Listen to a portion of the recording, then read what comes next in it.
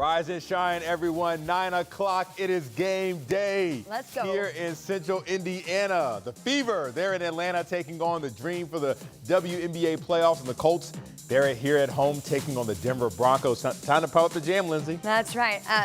My high school days are coming back to me with the pom-poms, getting all geared up for game day. Yeah, I like it. Yeah. I like it. Well, welcome in, everyone. I'm Matthew Foltz alongside Lindsay Monroe. We have a great show in store for you today and pretty much a great weather day as you get ready. Maybe some of you are about to head down to Lucas Oil Stadium to start your tailgate a little early. And maybe you're planning that Fever watch party, you know. That's no matter right. what you do, we got a great day in store. Or you could be doing the doubleheader with the Indians and then the Colts. Both in downtown Indianapolis today. 1:35, by the way, for that first pitch. Final Indians game. I know. The season Home game game. is gone so That's quick. right. We're wrapping that up, and we're wrapping up the rain as well. So we've been dealing with some ongoing showers across the southern part of the state. That has been the case during the overnight, but all of that now wrapping up. And we are starting to clear the sky out. In fact, we've got a lot of sunshine that's already taken over most of central Indiana. We got the stalled boundary to our north, so we're going to be sitting on the warm side of that. And that will allow our temperature to start to climb today. Now, we had all that rain yesterday. Also, the clouds that lingered that really hindered temperatures from warming up much more than about 80. Today, we're going to be above that. We're at 67 now in Indy, 66 in Shelbyville, 66 in Greencastle. Over the next several hours, back to the upper 80s. We're going to keep the sky mostly clear as well, so plenty of sunshine as temperatures climb. Get you into the evening tonight. We'll fall back through the 70s, staying mostly dry. Here's your forecast. High temperatures for today. Most of us kind of right there in the upper 80s.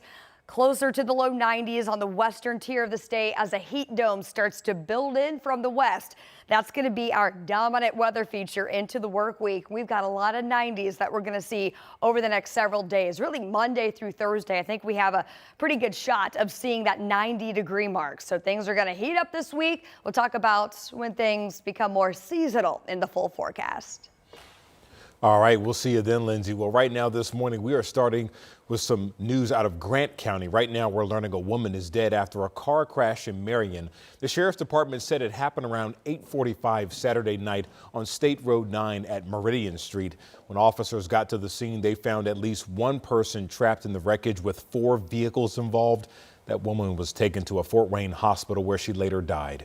We do know that the victim was 57 years old. Right now, this is still an ongoing investigation. So, of course, as we continue to learn more information, we'll be sure to pass that along to you.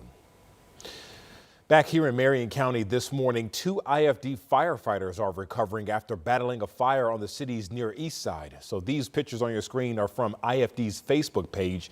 They say the fire broke out just before midnight at a 2.5-story vacant home on Rural near Michigan Street. So the department says 2 people were displaced after the fire grew to a home next door.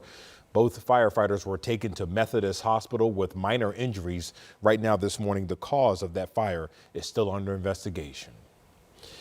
This morning, we're still working to learn more about a shooting near Notre Dame's campus late last night. South Bend police saying that they got calls of shots being fired in the area of Eddy Street Commons, which is an area of restaurants and shops just off of campus. Police say no one was hurt, but there was property damage. We're told at least 2 people have been detained. All of this happening as the Notre Dame game was about to end versus Texas A&M. Of course, this is another story we will continue to follow. And as soon as we learn more information, we'll be sure to pass it along to you. Well, back here at home, we're following the ongoing debate over how to hold parents accountable when their kids break curfew rules right here in Marion County. Right now, city leaders are torn on what the fine fee should look like. Our Brendan Schaff has the latest.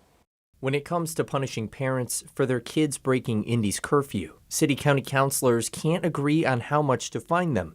Right now, there are no fines. If you have a law, without some kind of penalty attached to it, all it is a suggestion. The original proposal included a written warning for the first violation, $500 for the second, and $1,500 for any further violations. Since then, some councilors amended it, lowering the $500 fine to $300 and the $1,500 fine to $700.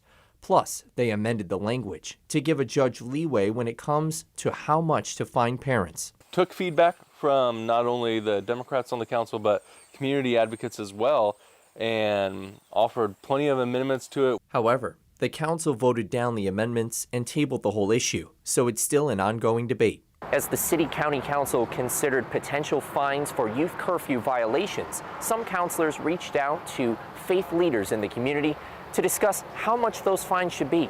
I've had conversations with some council members about the original numbers, and my numbers were much, much lower than I recommended because the circumstance for each kid is different. Harrison says many people in the community support holding parents accountable with fines, but he worries about the impact on families with limited income. He suggests $100 to $200 for the first fine and $250 to $300 for the second. That's where we got to get to. What is a fair amount? And maybe that's something that judges may need to determine rather than having a set fee. Harrison adds if the fines are decreased, there's a better chance they'll be passed, hoping to decrease youth violence in Indy. Brandon Sheff, 13 News.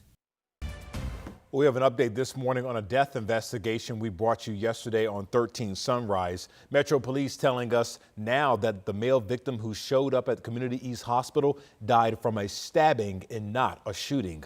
So they also believe his death was from a domestic dispute. Police said the incident happened near East Washington and 465 on the east side. Officers do have a person in custody this morning, and the Marion County Coroner's Office is now working to determine exactly how he died.